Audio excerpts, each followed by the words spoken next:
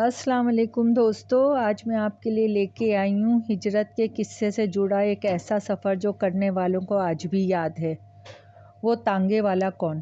کچھ واقعات اپنی نوعیت کے اعتبار سے اس قدر اپنے اندر حیرت انگیزی اور حیرت ناکس سموئے ہوتے ہیں کہ برسہ برس گزر جانے کے بعد بھی وہ یادداشت میں یوں محفوظ ہوتے ہیں کہ جیسے کل ہی کی بات ہو۔ یہاں یادداشتوں کی الماری کے پٹ کھلے اور وہاں وہی واقعہ پھر سے آنکھوں کے سامنے یوں نظر آنے لگتا ہے جیسے اسکرین پر چلتی کوئی فلم، بھلا کوئی کتنی ہی پرانی کیوں نہ ہو، مگر کیمرے کی آنکھ نے اسے محفوظ کر رکھا ہوتا ہے۔ آج بھی کوئی منظر دھندلا نہیں پایا، وہ واقعہ بھی میرے دماغ کی اسکرین میں آج بھی صاف اور واضح دکھائی دینے لگتا ہے تو میری تمام تر توجہ اپنی اور کھینچ کر مجھے گرد و پیش سے بیگانہ سا کر دیتا ہے۔ کبھی سوچتی ہوں شاید وہ کوئی وہم کی شکل تھی، کبھی غور کرتی ہوں وہ خواب سا نظر آنے لگتا ہے، مگر جب یہ سوچتی ہوں کہ وہ خواب بھی ایسا کہ جو بند آنکھوں سے نہیں بلکہ کھلی آنکھوں سے دیکھا تو دل اس خیال کی سختی سے تردید کر دیتا ہے۔ آج بھی دماغ کی اسکرین پر وہ منظر چلنے لگتے ہیں تو دل و دماغ سن ہو جاتے ہیں، ارد گرد اندھیرا سا پھیلنے لگتا ہے، ہر منظر دھندلا جاتا ہے اور آنکھیں صرف وہی منظر دیکھنے لگتی ہیں۔ سماعتوں میں کچھ آوازیں ابھرنے لگتی ہیں، بہت سے عقیدت اور احترام میں بھیگے الفاظ آنکھوں کے اشک پار کر دیتے ہیں۔ آنسوؤں کی دھند میں ہر منظر ہر بات معدم ہو جاتی ہے اور صرف وہ آوازیں وہ الفاظ گونجنے لگتے ہیں، اس کے گھوڑے کے ٹاپوں کی آوازیں۔ میرا وجود سرتاپا ایسا حیرت کدے میں داخل ہو جاتا ہے کہ تمام تر حیرتوں کے باوجود دل و دماغ کے پاس انکار کی کوئی دلیل نہیں ہوتی۔ تقسیم ہند کا اعلان ہوتے ہی فسادات کا ایسا طوفان برپا ہوا جس کا تصور کسی کے ذہن نے بھول کر بھی نہیں کیا ہوگا۔ ہر سمت چیخ و پکار، قتل و غارت، لڑائی جھگڑے، ظلم و بربریت کا ایسا میدان گرم ہو گیا کہ بغیر تلوار اور نیزوں کے گویا جنگ شروع ہو گئی تھی۔ کہیں کسی کے سر سے جدا تن اپنی بے بسی پہ ماتم کرتے بکھرے ہوئے ملتے تو کہیں پاک دامن بیویوں کی بے حرمتی کر کے انسانیت کا سر شرم سے جھکا دیا جاتا۔ ندے نالوں میں لاشیں تہرتی ملتیں، وہ باپردہ عورتیں جن پر کسی غیر کی نظر نہ پڑی تھی آج وہ بے گور و کفن ندی نالوں میں ملتیں، جن کا لہو صرف ایک ہی سوال کر رہا ہوتا، ہمارا قصور کیا تھا؟ صرف یہی کہ اپنے نئے گھر، اپنے نئے وطن کی خوشی منانے چل پڑے تھے اور ان کی یہ خوشی درندہ نما انسانوں کو برداشت نہ ہوتی تھی کہ انہوں نے ظلم و جوار کا ایسا حشر برپا کیا کہ آسمان بھی اس خون ناحق کو دیکھ کے خون کے آنسو رو پڑا۔ اپنے نئے وطن کو دیکھنے کے تمنا لیے وہ مظلوم بے کس اندھیری قبروں میں حیران و پریشان اتر گئے جنہیں اپنا وطن آنکھوں سے دیکھنا نصیب نہ ہوا تھا۔ ظلم و تشدد کا ایسا بازار گرم دیکھ کر تو اکثر باعزت خاندان اور گھرانوں نے خوف و دہشت کے مارے ہجرت کرنے کا ارادہ ہی بدل ڈالا۔ وہ تو اپنے گھروں میں یوں محصور ہو گئے جیسے قیدی ہوں جنہیں باہر نکلنے کے جرم میں سزائے موت دی جائے گی اور جان کے ساتھ عزت و آبرو بھی تار تار کر دی جائے گا۔ اماں بھوک لگی ہے، گھر میں کئی دنوں سے قیدی بنے بچے بھوک کے مارے بلبلا اٹھے تھے۔ وہ کوئی جانور تو نہیں تھے جنہیں تھوڑا سا دانہ دن کا دے کر ڈڑبوں میں گھسا دیا جاتا اور وہ خاموشی سے پڑے رہتے اور شور غل بھی نہ کرتے۔ بنا رہی ہوں نا چاول، چاولوں کی کنستر میں آخری 2 مٹھیاں بچی تھیں۔ پکانے والا ہاتھ یہ سوچ کے لرز رہے تھے کہ اس وقت تو وہ اپنے کنبے کا پیٹ بھر لیں گے، مگر رات کا کیا ہوگا؟ اگر رات کو بھی پتھر باندھ کر گزارا کرنا پڑا تو پھر اگلا دن اور اگلی صبح کھانے سے کیا ہوگا؟ پریشانی تھی کہ بار بار آنکھوں میں پانی کی صورت میں جمع ہو رہی تھی۔ اماں آخر ہم کب اس قید سے آزاد ہو کر اپنے نئے وطن جا سکیں گے؟ میں جو بچوں میں سب سے بڑی تھی، اس وقت میری عمر 15 سال تھی، پچھلے 3 ہفتوں سے اپنے گھر میں قیدی بنی عاجز سی آ گئی تھی۔ جب سے اعلان سنا تھا مسلمانوں کا اب الگ نیا وطن ہوگا، کتنی خوشی ہوئی اور اس خوشی نے تو مجھ سمیت گھر کے سارے بچوں کو دیوانہ کر دیا تھا۔ ہمارا نیا وطن، نیا گھر، خوشی سے ہم ریڈیو سے ابھرتی آوازوں سے اعلان سن کے جھوم اٹھے۔ بچوں کی چیخ و پکار سن کر تو خوشی کے آنسو گھر کی خواتین کی آنکھوں میں بھی جھلملانے لگے تھے۔ بس جلدی جلدی سب بچے اپنا سامان باندھنا شروع کر دیں۔ یہ میری دادی تھیں جو کہ اعلان سنتے ہی نم آنکھوں کے ساتھ اللہ کے حضور سجدہ سجود ہو گئی تھیں۔ کتنے روز سے انہیں گڑ گڑا کے دعائیں مانگتے دیکھ رہے تھے۔ ان کی دعائیں رنگ لائیں۔ الگ وطن کا خواب جس کی تعبیر پورے ہونے کا وقت آ گیا تھا۔ دادی کے حکم پر سب بچے خوشی خوشی سامان باندھنے لگے تو گھر کی خواتین سفر کے لیے کچھ کھانے پینے کا انتظام کرنے لگیں، کیونکہ ابا نے کہہ دیا تھا آج ہی راتوں رات ہمیں یہاں سے نکلنا ہے۔ حالات اس قدر سنگین اور کشیدہ چل رہے تھے کہ مسلمان چوروں کی طرح چھپ چھپا کے رات کو روانگی کے لیے نکلتے تھے، کیونکہ دن کی روشنی میں نہ تو ان کی جانیں محفوظ تھی نہ ہی عزت۔ ابا نے ہم سب بچیوں کو حکم دے رکھا تھا جان بھلے جائے مگر عزت پہ آنچ نہ آنے دینا۔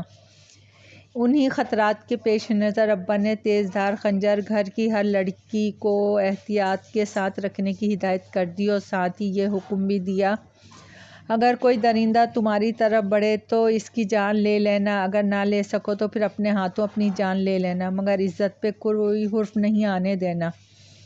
ابا کے فیصلے پہ دادا جان، تایا ابو اور چچا جان سب متفق تھے۔ سید گھرانہ تھا جس نے زمانے میں ہمیشہ عزت و احترام پایا تھا۔ مسلمان تو مسلمان، ہندو بھی سادات کو جھک کر سلام کرنے پہ مجبور تھے۔ کبھی بھی میلی آنکھ سے دیکھنے کی جرات نہ کی تھی، مگر جیسے ہی تقسیم ہند کا اعلان ہوا تو سارے ہندو تو جیسے مسلمانوں کے خون کے پیاسے ہو گئے۔ سارا بھائی چارہ محبت نہ جانے کہاں جا سوئی۔ اب تو ان پر مسلمانوں کی جان لینا فرض ہو گیا تھا۔ وہ چن چن کے مسلمانوں کو مار رہے تھے۔ ان کا قصور صرف یہ تھا کہ انہوں نے ایک الگ آزاد ملک کی خواہش اعلان کر دی۔ ہم جو جانے کی تیاریوں میں مگن تھے، ہولناک آوازیں اور بین ہمارے گھر کے در و بام ہلا گئے۔ دادا جان، ابا جان، تایا ابو اور چچا جان کی خون میں لت پت لاشیں ہمارے سامنے تھیں۔ ظالم اور درندہ صفت ہندوؤں نے ہمارے گھر کی چاروں ستون گرا کے ہمارے گھر کو تو جیسے دست و بالا کر دیا تھا۔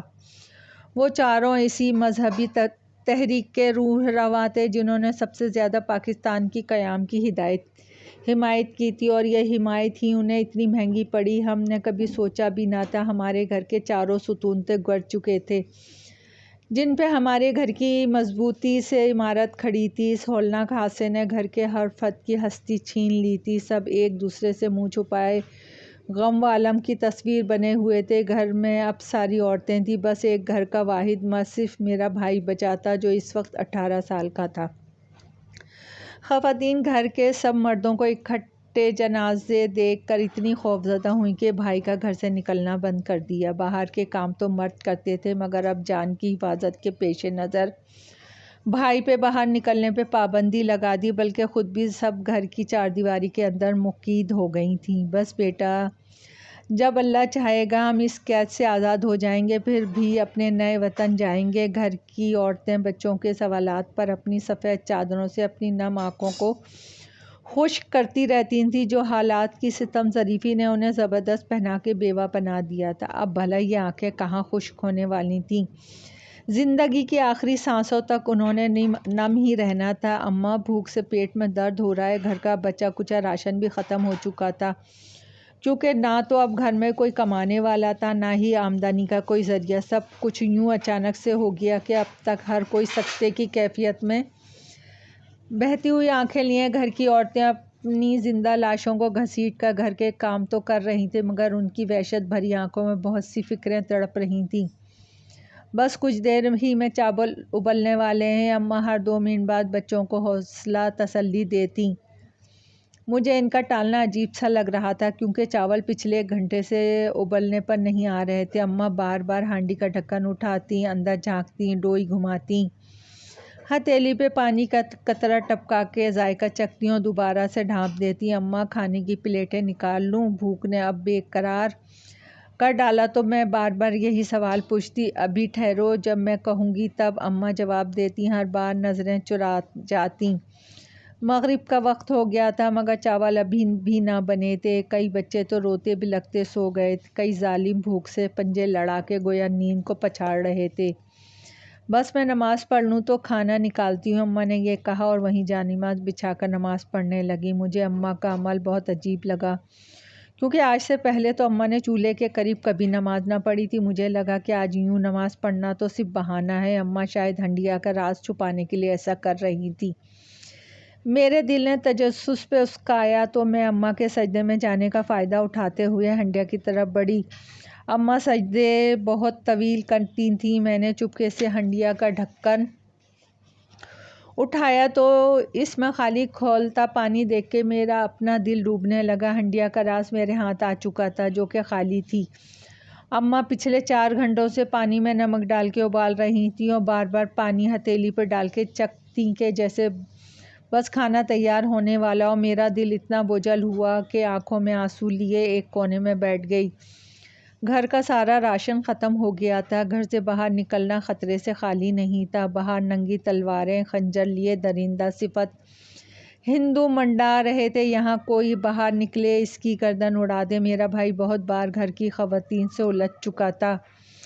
آخر کب تک ہم یوں بھوکے پیاسے قید رہیں گے؟ غم و غصے سے اس کا برا حال تھا۔ بھوک برداشت کرتے کرتے اور ہمیں بھوکا دیکھ کر وہ پھٹ پڑا۔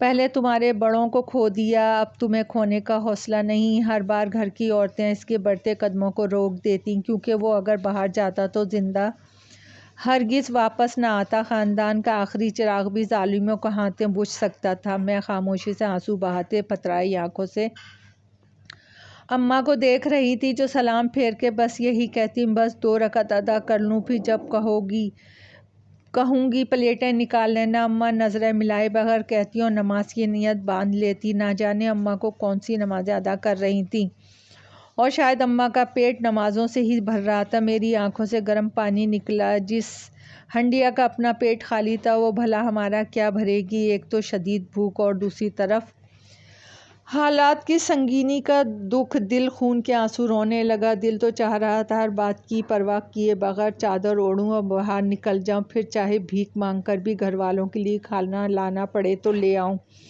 مگر میں جانتی تھی یہ عمل بھی اتنا سہل نہیں۔ مجھے بھوکی فقیرنی کو کھانا تو ملے گا نہیں، ہاں البتہ واپسی پہ اپنی عزت کی ردا ضرور درندوں کے ہاتھیں تار تار کر آؤں گی۔ یا اللہ، تیرے نام پہ کھلا دینے والوں کا یہ حال۔ پریشانی نے اتنا نڈھال کیا کہ ہر کمزور انسان کی طرح زبان پہ شکوہ آ گیا۔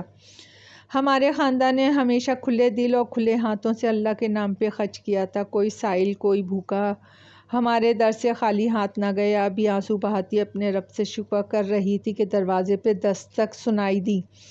نہ جانے کیوں مجھے دستک کا اندازہ بہت دھیما اور رازدارانہ سا محسوس ہوا۔ اس وقت گہری شام ہو چکی تھی۔ گھر والوں کا حکم تھا کہ اس وقت کوئی بھی دروازے پہ دستک دے دروازہ ہرگز نہ کھولو۔ آنسو صاف کرتے ہوئے میں نے اماں کو دیکھا، جو نماز میں مشغول تھیں۔ دوسری نگاہ میں نے برآمدے میں تخت پہ نماز پڑھتی دادی پہ ڈالی، جو گرد و پیشت بیگانہ محویت سے عبادت میں مصروف تھی۔ مطلب اس دستک پہ کوئی بھی متوجہ نہ ہوا تو کیا یہ دستک صرف میں نے سنی تھی؟ میرے دل نے بے آواز مجھ سے سوال کیا۔ جہاں دستک پہ حیرت تھی، وہیں ایک خوفناک احساس نے بھی آ گھیرا۔ اس وقت شام کے اندھیرے میں کون آیا ہے؟ کون ہمارے دروازے پر بے خوف و خطر کھڑا ہے، جس کو کسی ظالم نے اپنے ظلم کا نشانہ نہیں بنایا؟ ان دنوں میں تو حالات کی ستم ظریفی کا یہ عالم تھا کہ مسلمانوں کے گھر کے دروازوں کے باہر کوئی مسلمان کھڑا بھی ظالموں کو نظر آتا تو اگلے لمحے اس کا یہ حال ہوتا کہ وہ اپنے قدموں پہ کھڑا نہ رہتا۔ ابھی اسی ادھیڑ بن میں گھری تھی کہ دروازے کے اس پار کھڑے شخص کے بارے میں اندازہ لگا رہی تھی وہ مہربان ہے یا کوئی مصیبت۔ اسی دوران دوبارہ دستک سنائی دی۔ دستک کا انداز قدرے سرگوشیانہ سا تھا۔ میری نگاہیں بے اختیار اماں اور دادی کی طرف اٹھیں، جو طویل سجدوں میں مشغول تھیں۔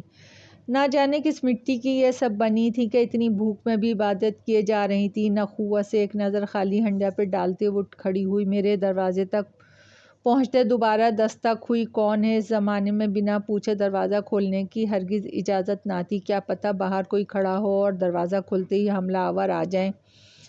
میرے سوال پہ مکمل خاموشی رہی۔ مطلب باہر سے کوئی جواب نہ آیا۔ چند لمحے گزرے تھے کہ دوبارہ دستک ہوئی، جو کہ کافی نرم ہاتھوں سے کی جا رہی تھی۔ میں جو جانے کے لیے مڑی تھی دوبارہ سے رک گئی۔ کون ہے؟ میں نے اماں اور دادی کی وجہ سے آواز دھیمی رکھی تھی۔ وہ دونوں تو کیا گھر کے باقی لوگ بھی یوں لا تعلق سے تھے جیسے انہوں نے دستک کی آواز سنی ہی نہ ہو۔ میں جانتی تھی اگر دستک کی آواز باقی لوگوں نے سن لیتے تو فوراً خوفزدہ ہو کے نصیحت کرنے لگ جاتے، چھوڑو، دفع کرو، پوچھو بھی مت۔ میرے دوبارہ پوچھنے پر بھی خاموشی چھائی رہی تو میں نے دروازے کے چھوٹے سے سوراخ سے جو چنے کے دانے کے برابر تھا، یہ سوراخ میرے بھائی نے احتیاطاً بنایا تھا کہ باہر کھڑا شخص نظر آ سکے، مگر مجھے کوئی نظر نہیں آیا۔ اب میرے دل میں خوف اور وحشت دھڑکنے لگے کہ ضرور باہر کھڑا شخص دشمن تھا جو گھات لگائے بیٹھا تھا کہ دروازہ کھلے اور گھر کے باقی افراد کو بھی موت کے گھاٹ اتار دے۔ دھڑکتے دل اور لرزتے قدموں سے میں نے اپنی چادر اچھی طرح سے لپیٹی اور چپل اتار دی۔ دھیرے دھیرے ہولے ہولے دروازے سے ملحقہ زینے پہ چڑھنے لگی کیونکہ وہاں سے جھانک کے صاف اندازہ ہو سکتا تھا کہ باہر کون کھڑا ہے۔ میں نے جھانکا تو حیران رہ گئی۔ یہ تو چھوٹی سی بچی تھی جو بامشکل 7-8 سال کی تھی۔ سفید شلوار قمیص کے ساتھ سیاہ رنگ کا دوپٹہ اوڑھے وہ تنہا کھڑی تھی۔ باہر مکمل سناٹا تھا۔ اسے یوں تنہا کھڑا دیکھ کے میرا دل لرز کے رہ گیا۔ وہ بچی تو بالکل مسلمان لگ رہی تھی۔ میں سوچتے ہوئے نیچے بھاگی اور بلا خوف و خطر دروازہ کھول دیا۔ میرے دل میں صرف یہ خیال تھا وہ بچی یا اس کے گھر والے ضرور مصیبت میں تھے اور وہ مدد مانگنے ہمارے گھر آئی تھی۔ وہ ایک الگ بات جس کے ہاں وہ مدد مانگنے آئی تھی، وہ اب خود مفلس اور بے کس و مجبور ہو گئے تھے۔ کون ہو تم؟ وہ بے حد خوبصورت بچی تھی، رتبہ۔ وہ خوبصورت آواز میں مسکراتے ہوئے بولی تھی۔ میں اسے پہلی بار دیکھ رہی تھی۔ ارد گرد کے تمام لوگوں کو ہم اچھی طرح جانتے تھے۔ یہ نہ جانے کن کی بچی تھی۔ اس کے سیاہ بڑی بڑی آنکھوں میں غیر معمولی چمک تھی اور چہرے پہ بے انتہا معصومیت۔ میں آپ سب گھر والوں کے لیے کھانا لائی ہوں۔ اس نے اپنے ننھے منھے ہاتھوں میں مٹی کے 2 درمیانی سائز کی ہانڈیاں پکڑ رکھی تھیں جو ایک دوسرے کے اوپر رکھی تھیں۔ وہ انہیں یوں پکڑے کھڑی تھی جیسے 2 پیالے اٹھائے رکھے ہوں کھانا۔ ان ہانڈیوں سے اٹھتی اشتعال انگیز خوشبو نے میری بھوک چمکا دی، مگر ڈر رہی تھی کیونکہ پہلی بار محلے میں سے دیکھا تھا۔ وہ میرے لیے انجان تھی، جبکہ خالی پیٹ کی یہ حالت تھی کہ جھٹ سے وہ ہانڈیاں پکڑوں اور کھانے پہ ٹوٹ پڑوں۔ آپ سب گھر والے کافی دنوں سے بھوکے ہیں نا، اس لیے میرے گھر والوں نے آپ کے لیے یہ تحفہ بھیجا ہے۔ اندھیری رات میں وہ چھوٹی سی بچی یوں تنہا ہانڈیاں پکڑے کھڑی تھی جو کہ میرے لیے تو حیرت ناک بات ہی تھی۔ اب دوسری یہ کہ اس کے گھر والوں کو یہ بھی پتہ تھا کہ پچھلے کافی دنوں سے ہم بھوکے ہیں اور یہ حقیقت صرف ہم اور ہمارا خدا جانتا تھا۔ آخر یہ تیسرا کون تھا جو اس راز سے واقف تھا؟ میں نے ذرا ہچکچاتے ہوئے آگے ہاتھ بڑھایا تاکہ ہانڈیاں پکڑ لوں، مگر اس نے ہاتھ پرے کر لیے۔ یہ بہت گرم ہے، آپ اسے برداشت نہیں کر پائیں گی، آپ کسی کپڑے کی مدد سے پکڑیں۔ پہلے تو میں اس بات پہ حیران ہوئی کہ بھلا یہ کیا منطق ہوئی، مگر ہانڈیوں کو اپنی موٹی چادر سے پکڑتے ہوئے انکشاف ہوا کافی گرم ہے، جیسے ابھی ابھی آگ سے اتری ہوں۔ وہ کھانا اتنا مزیدار تھا کہ آج سے پہلے ہم نے کبھی اتنا لذیذ کھانا نہیں کھایا، تو مقدار بھی زیادہ تھا۔ ہم نے خوب سیر کے کھایا۔ اس کے بعد یہ معمول بن گیا کہ ہر شام وہ یوں ہی کھانا لانے لگی، گویا کہ ہمارے کھانے کی ذمہ داری رتبہ کے گھر والوں نے اٹھا لی تھی۔ وہ روز شام کو نماز مغرب کے بعد کھانا لانے لگی۔ ابھی تک صرف میرا ہی اس سے سامنا ہوا تھا۔ گھر کے کسی بھی فرد نے نہ تو رتبہ کو دیکھا تھا نہ ہی وہ اندر آئی تھی۔ میں اسے اندر آنے کا کہتی تو وہ انکار کر دیتی اور مجھے اس کا انکار بہت معنی خیز لگتا تھا۔ سچ کہوں تو پہلی نظر ہی میں وہ بچے اپنی ذات میں اسرار سموئے ہوئے لگی تھی۔ دوسری بات جو بہت خاص تھی، ایک چھوٹی سی بچی 2 بھاری ہانڈیاں پکڑے ہوتی تھی، یوں جیسے نہ تو اس کا کوئی وزن ہو نہ ہی بوجھ۔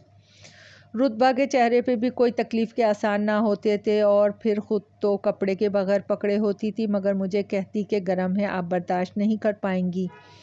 اس کے علاوہ کھانا میرے حوالے کر کے وہ یوں چشم و زن میں غائب ہو جاتی کہ دور تک اس کا کوئی اتا پتہ نہ ہوتا، یوں جیسے چل کر نہیں اڑ کے غائب ہوئی ہو۔ اگلے روز جمعرات تھی۔ مجھے رتبہ کا بے چینی سے انتظار تھا، نہ صرف مجھے بلکہ سارے گھر والوں کو اس مہربان بچی کا انتظار تھا جس کے گھر والوں کے حسن عمل سے ہماری نسلیں چل رہی تھیں۔ کیونکہ اس قید میں ہم ظالموں سے بچ جاتے تو بھوک سے مارے جاتے۔ آج سب اسے دیکھنے کے بے حد مشتاق تھے۔ مخصوص وقت پہ دستک ہوئی۔ اس کی آمد مغرب نماز مغرب کے بعد ہی ہوا کرتی تھی، مگر آج دستک کا انداز واضح طور پہ مختلف تھا۔ دستک میں روز والی نرمی نہ تھی۔ آج دستک کی آواز میرے علاوہ گھر کے باقی افراد نے بھی سنی۔ واقعی اس روز دستک دینے والا ہاتھ کسی اور کا تھا۔ خوبصورت اور چاند چہرے والی عورت جس کی عمر 27-28 سال ہوگی، سفید اور سیاہ رنگ کے لباس میں اور بے انتہا باوقار سی معلوم ہو رہی تھی۔ کون؟ اماں نے دروازے کے سوراخ سے دیکھا تو گھبرا سی گئیں۔ باہر کھڑی خاتون انہیں خوف میں مبتلا کر گئیں۔ شاید وہ دشمن کی کوئی چال سمجھ رہی تھی، صرف ہمارے گھر کا دروازہ کھلوانے کے لیے۔ میں ہوں ذوحینا۔ آواز بہت مٹھاس بھری تھی۔ کون ذوحینا؟ اماں ہنس و خوفزدہ تھیں۔ وہ کسی طور بھی دروازہ کھولنے پہ آمادہ نہیں تھیں۔ دیگر افراد خانہ بھی ارد کھڑے تھے، جبکہ میں باہر دیکھنے کے لیے زینے پہ چڑھ گئی، یہ دیکھنے کے لیے کہ روز تو رتبہ ہوتی ہے، آج یہ ذوحینا کون تھی؟ ہم اس نام کی کسی خاتون کو نہیں جانتے تھے۔ میں رتبہ کی والدہ۔ دروازہ کھولیں، میں کھانا لائی ہوں۔ باہر سے آواز آئی تو میں نے باہر جھانکا۔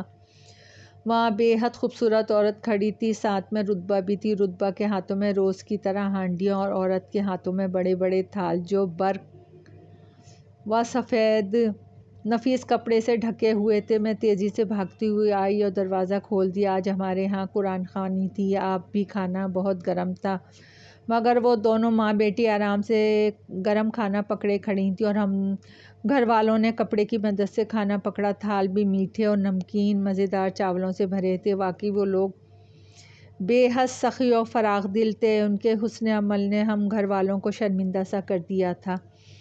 ارے اتنا سب کی کیا ضرورت تھی؟ دادی اور تائی تو پریشان سی ہو گئی تھیں۔ دراصل دونوں پریشان اس لیے ہوئیں، جب کسی سے اتنا لیا جائے تو لوٹانا بھی پڑتا، اور ہم حالات کے مارے ان کے احسانوں تلے دبے ہوئے تھے۔ ان کے احسانوں کا کیا بدلہ دے سکتے تھے؟ بھئی آپ نے بہت تکلف کیا۔ اماں کے چہرے پہ بھی اضطراب سا تھا۔ آپ تو ہمارے محسن ہیں۔ یقیناً اماں نے یہ الفاظ بطور شکریہ کے طور پہ کہے تھے۔ روز پابندی سے کھانا آتا تھا اور ایک دن بھی ناغہ نہیں ہوا۔ ارے یہ کہہ کر تو آپ ہمیں گناہگار کر رہی ہیں۔ ہم آپ کے گھر آنے پہ احسان کریں کہاں؟ ہماری اوقات، اعلیٰ درجے کی سخاوت اور اس پر انتہا کی عاجزی! میں تو حیران رہ گئی۔ ہم تو آپ کے غلام ہیں، بس جو بھیجتے ہیں اس کو تحفہ سمجھ کے قبول کریں۔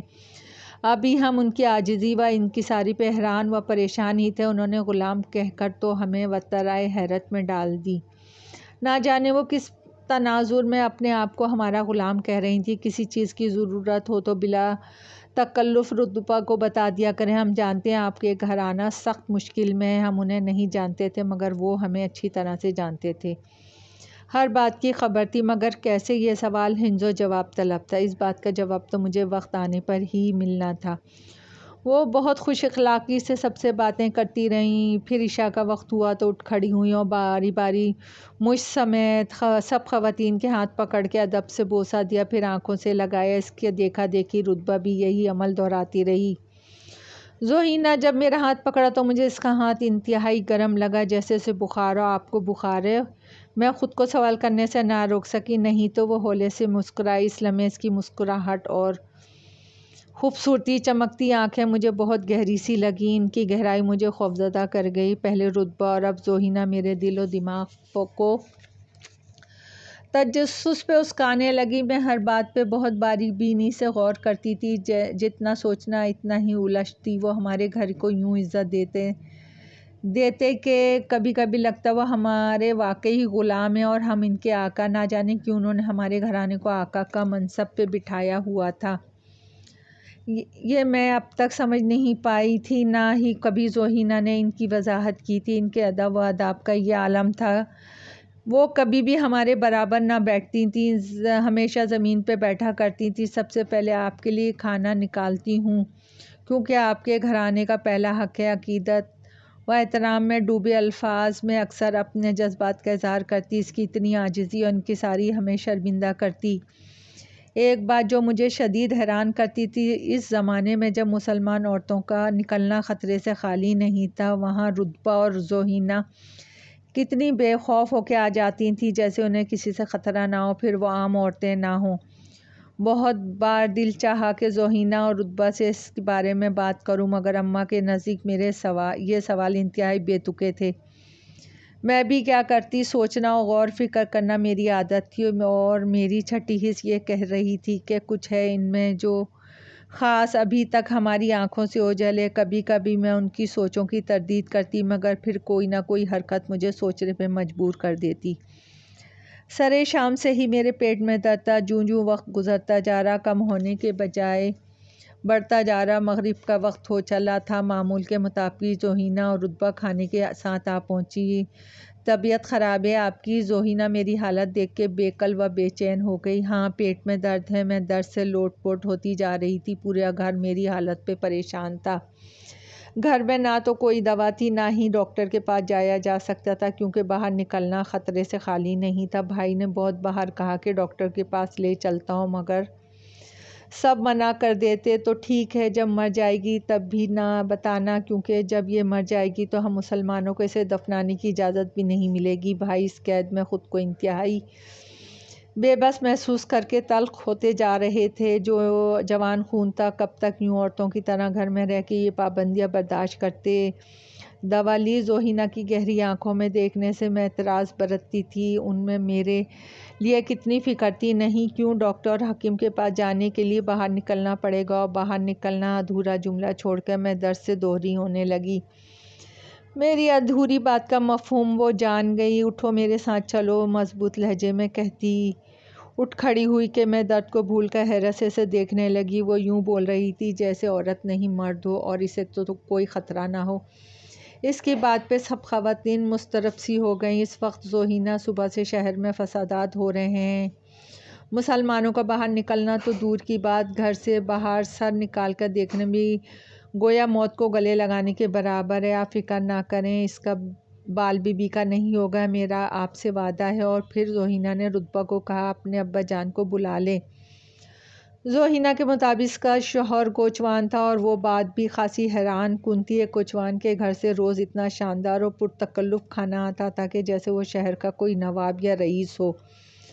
زوہینہ اور رتبہ کے حال اور حلیے اور رکھ رکھاؤ سے بھی نہیں لگتا تھا وہ کسی غریب سے کوچوان کی بیوی بیٹی تھیں۔ یہ سوال بھی میری باقی سوالوں کی طرح جواب طلب ہی تھا، مگر کوچوان اپنا تانگا لے کے یوں آ پہنچا جیسے رتبہ نے اسے اڑ کر پیغام پہنچایا تھا۔ 30 سال کا بھرپور مرد، جس نے سفید شلوار قمیض پہن رکھی تھی اور چہرے کو چادر سے قدرے چھپا رکھا تھا، مگر جتنا چہرہ دیکھ پائی اس سے اندازہ ہو رہا تھا کہ مرد انتہائی خوبرو ہے۔ یعنی زوہینہ اور اس کے شوہر لقمان کی جوڑی چاند سورج کی جوڑی تھی۔ زوہینہ نے مجھے گود میں اٹھا کر یوں تانگے میں بٹھایا جیسے میں 15 سال کی نہیں 5 سال کی بچی ہوں۔ زوہینہ کا گھرانہ ہمارا محسن تھا، مگر اماں کا دل پھر بھی لرز رہا تھا۔ آپ جمیل کو ہمارے ساتھ بھیج دیں۔ پتہ نہیں کیسے زوہینہ کو اماں کے دل کی بات معلوم ہو گئی۔ سب نے میری حالت دیکھ کے مجھے جانے کی اجازت تو دے دی، مگر ان کی وحشت بھری آنکھیں بتا رہی تھیں کہ وہ سب خوفزدہ تھے کہ نہ جانے کون سی نئی مصیبت ٹوٹنے والی ہے۔ ڈاکٹر کا کلینک کافی دور تھا۔ جمیل بھائی کا خیال تھا کہ راستے میں حکیم کی دکان سے دوا لے لی جائے، سو انہوں نے لقمان کو مشورہ دیا نہیں، حکیم کی دکان پہ اس وقت جانا خطرے سے خالی نہیں۔ مطلب؟ جمیل بھائی پر نہ سمجھی غالب تھی۔ مطلب صبح پتہ چل جائے گا۔ درد سے تڑپتے بھی میں نے کوچوان لقمان کی بات دماغ کے صندوق میں محفوظ کر لی۔ آنکھیں بند کیے، پیٹ کو ہاتھوں سے دبائے، میرا سر زوہینہ کی گود میں تھا۔ مجھے محسوس ہو رہا تھا کہ تانگا چل نہیں رہا بلکہ اڑ رہا ہے۔ ان دنوں فسادات عروجوں پہ تھے، مگر یوں لگ رہا تھا جیسے کسی نے ہمیں دیکھا تک نہیں۔ ڈاکٹر سے دوا لی، فیس بھی زوہینہ نے ادا کی، مجھے درد سے آرام ملا۔ کوچوان نے ہمیں بحفاظت گھر پہنچایا تو سب نے سکھ کا سانس لیا، کیونکہ یہ بھی کسی کرشمے سے کم نہ تھا۔ ہاں، صبح یہ اطلاع ملی کہ ہمارے علاقے کا حکیم جو مسلمان تھا، رات کو فسادات کے دوران شہید کر دیا گیا۔ جب جمیل بھائی اس کے پاس لے جانا چاہ رہے تھے، مگر کوچوان لقمان نے نہ مانا تھا۔ آپ لوگ جلد از جلد یہاں سے چلے جائیں۔ اگلے روز زوہینہ کھانا لے کے آئی تو میری طبیعت کا بھی حال چال پوچھنے لگی۔ میں دوا سے بالکل بھلی چنگی ہو گئی تھی۔ یہ جگہ آپ لوگوں کے لیے ٹھیک نہیں ہے، جلد از جلد اپنے نئے وطن چلے جانا ہی آپ تو کیا ہر مسلمان گھرانے کے لیے بہتر ہے۔ شاید وہ ہمیں مصیبت و مشکل میں دیکھ کے ہمدردی سے مشورہ دے رہی تھی۔ بہت بار یہاں سے نکل کے پاکستان جانے کی کوشش کی مگر دشمنوں نے ہر بار کوشش ناکام بنا دی۔ اذیت سے میری آنکھیں آنسوؤں سے لب بھر گئی تھیں۔ اس بار کوشش ناکام نہیں ہوگی، بس آپ لوگ اپنا سامان باندھیں۔ کل رات آپ اس خوف و ہراس میں گھری سرزمین کو ہمیشہ کے لیے چھوڑ دیں گے۔ روہینہ کے حوصلے اور تسلی کے باوجود ہمارے دل ڈرے ہوئے تھے، نہ جانے ہم منزل تک پہنچ پائیں گے کہ نہیں، چاقو اور خنجروں سے ہمیں مار کے سزا دی جائے گی، کیا معلوم سب اپنا نیا وطن دیکھ پائیں گے کہ نہیں۔ کوچوان لقمان اپنا تانگا لیے مستعد کھڑا تھا۔ شہر میں فسادات زوروں پہ تھے، جا بجا لاشیں پڑی تھیں، خواتین بھی درندوں کا نشانہ بن کے بے بسی کی تصویر بنی پڑی تھیں۔ یہ سب کچھ ہمارا حوصلہ پسپا کرنے کے لیے کافی تھا۔ ہر طرف اندھیرا پھیل چکا تھا، ہم تانگے میں ایک دوسرے کے ساتھ لگے بیٹھے خوفزدہ تھے۔ گھوڑوں کی ٹاپوں کے ساتھ ساتھ ہمارے دل بھی لرز رہے تھے۔ ہمارا گھر ریلوے اسٹیشن سے کافی دور تھا۔ رات 10 بجے آخری ٹرین آنی تھی، اگر یہ بھی نکل جاتی تو بات پھر سے کل پہ چلی جاتی۔ اور کل کس نے دیکھی تھی؟ رک جاؤ، ابھی تانگے نے کچھ فاصلہ ہی طے کیا تھا کہ وہی ہوا جس کا ڈر تھا۔ 4-5 شدت پسند ہندو جنہوں نے ہاتھوں میں خنجر اور تلواریں پکڑ رکھی تھیں ہمارے تانگے کو روک لیا۔ یہ سب مسلح ہیں۔ ہم سب عورتوں نے چادروں میں اپنے چہرے چھپا رکھے تھے اور رات کا وقت بھی تھا، اس لیے وہ تصدیق کرنا چاہ رہے تھے تاکہ ہمارا بھی حشر نشر باقی مظلوم مسلمانوں کی طرح کر دیں۔ ہاں، یہ سب مسلمان ہیں اور سید گھرانہ ہے۔ گھوڑے کی باکیں مضبوطی سے پکڑے ہوئے لقمان سینہ تان کے بولا تھا۔ اس کا یہ انداز دیکھ کے میں حیران رہ گئی۔ وہ تو یوں بے خوف تھا جیسے اسے موت کا خوف ہی نہ ہو، جبکہ ہم منہ پہ ہاتھ رکھے اپنی چیخوں کو دبا رہے تھے۔ موت سے پہلے یعنی اپنی عزت کا جنازہ اپنی آنکھوں سے دیکھنے کا منظر ہمیں دہلا رہا تھا۔ بھائی تانگا موڑ لیں، میں نے کانپتی لرزتی آواز میں لقمان سے کہا۔ گھبرانے کی ضرورت نہیں ہے، سید گھرانے کی جان اور عزتوں کی حفاظت کا وعدہ میں نے اس ذات سے کر رکھا ہے، آپ میں سے کسی کو آج بھی نہیں آنے دوں آئے گی۔ لقمان کے جواب پہ دل کو ڈھارس تو ملی مگر موت ابھی بھی سامنے منڈلا رہی تھی۔ بھگوان کی سوگند کاٹ ڈالوں گا ان سب کو، ان مسلحوں کی۔ تو ایسی کی تیسی ایک بھترایا ہوا بھیڑیا خنجر لہراتا ہوا ہماری طرف آیا کہ ہم سب کی چیخیں نکل گئیں۔ ممکن تھا کہ جمیل بھائی غیرت اور جوش میں آ کے کوئی جذباتی قدم اٹھا لیتے۔ اگلا لمحہ ہم سب کو حیران کر گیا۔ اس جنونی پاگل ہندو کی فلک شگاف چیخیں فضا میں بلند ہوئی تھیں۔ نہ جانے کیسے اس کو اچانک آگ لگ گئی، نہ جانے یہ اچانک کیا ہوا، ہم کچھ سمجھ نہیں پائے تھے کہ یکا یک میری نظر لقمان پہ پڑی۔ وہ ہاتھ کی مٹھی بند کیے نہ جانے کیا پڑھ رہا تھا، وہ کیا کر رہا تھا اور کیا پڑھ رہا تھا، میں کچھ نہ سمجھ پائی مگر یہ راز سمجھ آ گیا۔ آگ کیوں بھڑکی تھی؟ یہ آگ نہ تو آسمان سے برسی نہ ہی زمین کے سینے سے نکلی۔ دیکھتے ہی دیکھتے وہ سارے ہندو آگ کی لپیٹ میں آ گئے۔ لقمان تیزی سے اپنا تانگا بھگانے لگا، یوں جیسے اس پہ جنون سوار ہو گیا اور میں باحفاظت منزل پہ پہنچا کے ہی دم لے گا۔ پتہ نہیں وہ کیسے آگ میں جلے، آگ کیسے لگی، میرے علاوہ ہر ایک کی زبان پر بس یہی بات تھی، کیونکہ میرے علاوہ لقمان کے پراسرار عمل کو کوئی نہ دیکھ پایا تھا۔ ابھی تھوڑا فاصلہ ہی طے کیا تھا، پھر سے شدت پسند ہندوؤں نے ہمارا راستہ روک لیا تھا۔ وہ تعداد میں 10-12 تھے، ان کے ہاتھ میں مشلیں تھیں جن سے بھڑکتی آگ کے شعلے ان کی دلی نفرتوں کی عکاسی بنے ہوئے تھے۔ بھون ڈالو اس تانگے والے کو، اس سب عورتوں کو اٹھا لو، کوئی بھی زندہ بچ کے نہ جائے۔ وہ اس قدر بتھرائے ہوئے تھے کہ ہمیں موت یقینی نظر آنے لگی۔ ہم جو خوف کے مارے لرز رہے تھے کہ ایک ہندو نے خنجر لقمان کی جانب پھینکا، بس اگلے ہی لمحے ہماری نجات دہندہ کا بھی خاتمہ ہونے والا تھا۔ مگر یہ کیا کچھ بھی نہ ہوا۔ اس کے جو ہوا اس نے ہمیں تحریک کی ایسی وادی میں دھکیل دیا جس میں داخل ہونے کے بعد ہی ہر کسی کو کوچوان لقمان کی ذات عام نہ لگی۔ جو کچھ تھا جو اسرار میں ڈوبا تھا، ہماری ناقص عقل سے بالا تر تھا۔ پھینکا جانے والا خنجر یوں غائب ہو گیا کہ جیسے نظروں کا دھوکہ۔ لقمان اطمینان سے بیٹھا تھا، ہم سب ششدر رہ گئے اور ہندو خالی وار جانے پہ بکلا گئے۔ ضرور وہ لقمان کو جادوگر سمجھتے تھے۔